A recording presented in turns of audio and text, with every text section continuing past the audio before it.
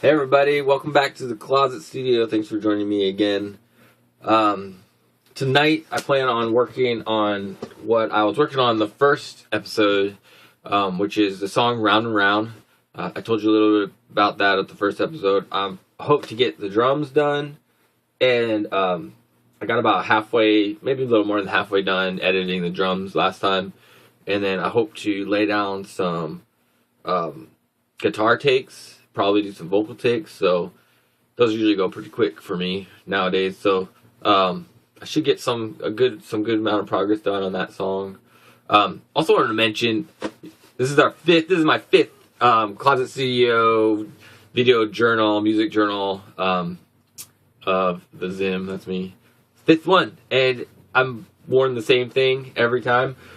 I'll tell you why.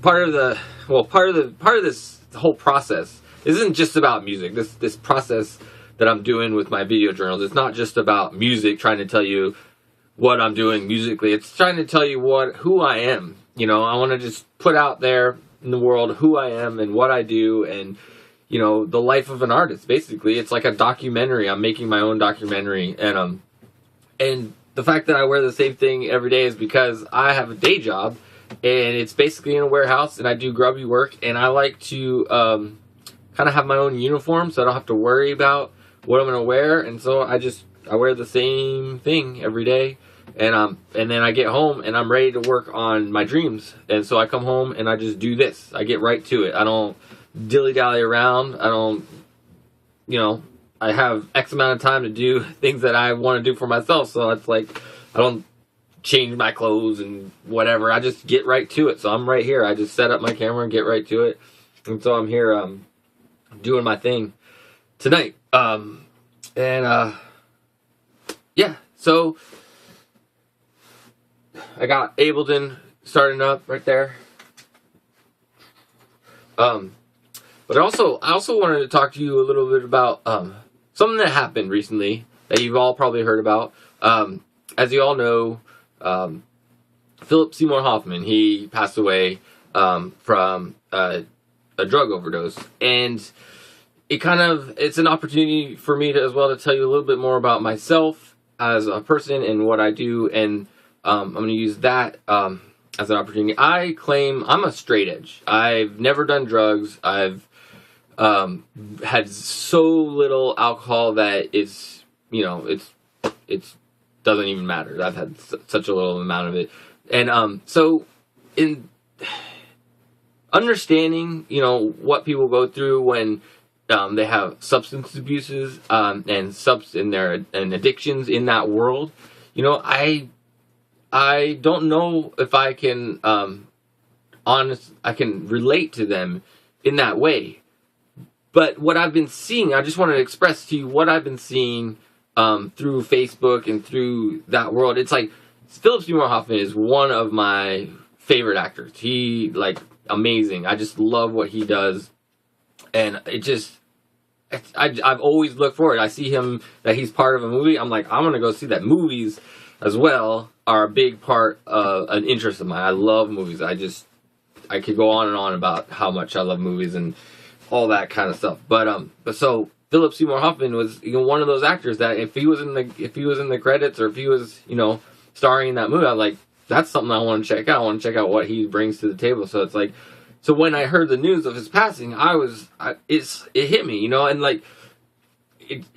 I was saddened, and at the same time I was angry about it, because you see suicide, you see death, you see drug overdose, and just struggling, figuring out what is it about our society and what's going on with artists in general. You see that so often with artists, that they fall prey to drugs and they die from it and things like that. So it's like, what I'm trying to figure it out. I've been hearing things, I've been talking to people, I've been it's a reflection. I've been reflecting on what it means, why this happens, and I don't know. One of the things I've been seeing, it's been great, is I've been seeing a lot of people talking about the demons of addiction, right?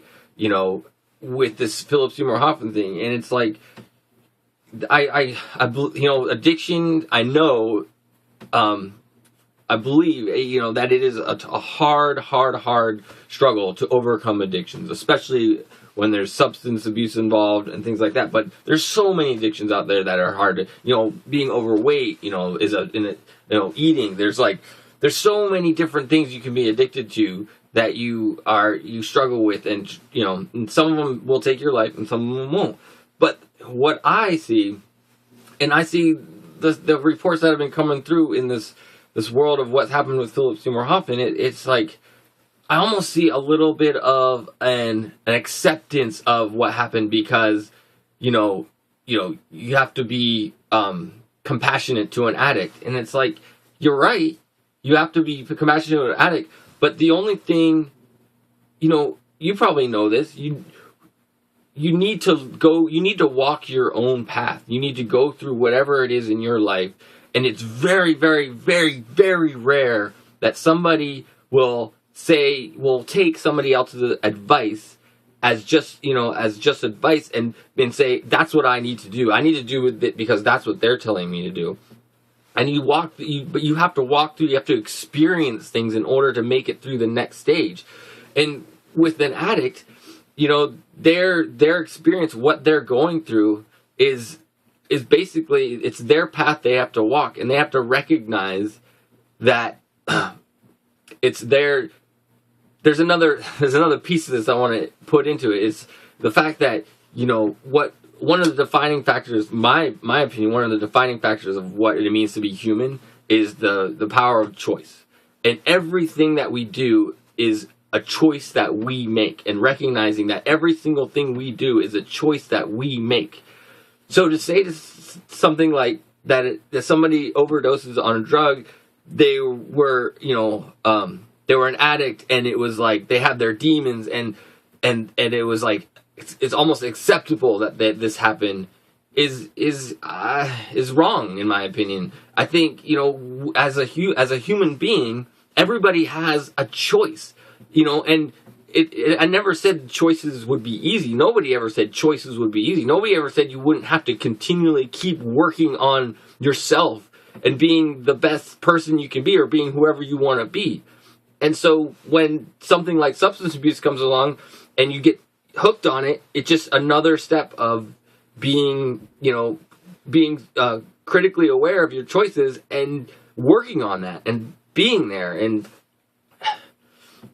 I haven't fully, framed out this whole thought process. So, it's just where I'm at. It's just like what I've been hearing about on the Facebook, and talking to people and seeing what's going on around this thing of what happened with Philip Seymour Hoffman, and it just got me thinking. So I wanted to express how I felt about it, and it's just that's the bottom line is,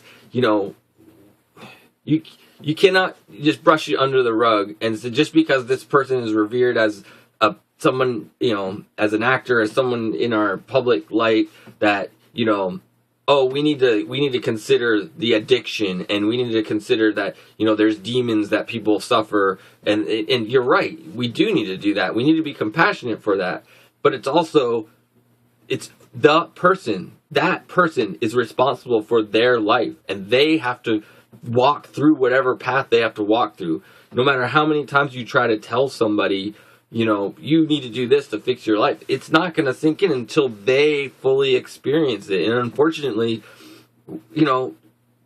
this is a weird case, because Philip Seymour Hoffman, he was clean for so long. He went through the process, but he had a relapse, and it was he didn't stay true to his course. He didn't stay true to whatever lessons he learned to get off the first time.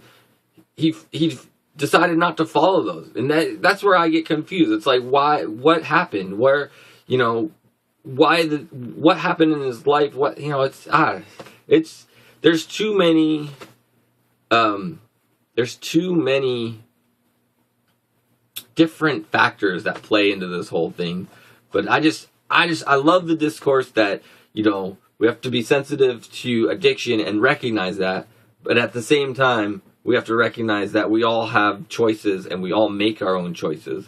So, it's just something to think about. I don't know. talk to me if you want about it. Yeah, that's all I got to say for now, and I'll just leave it at that. I'll probably down the line, I'll probably try to tell you more about my thoughts and ideas on different things. But I'm excited tonight because I got some music to work on, so that's what I'm gonna do. I'm gonna work on my music. So thanks for watching, and I'll talk to you next time. Okay, bye.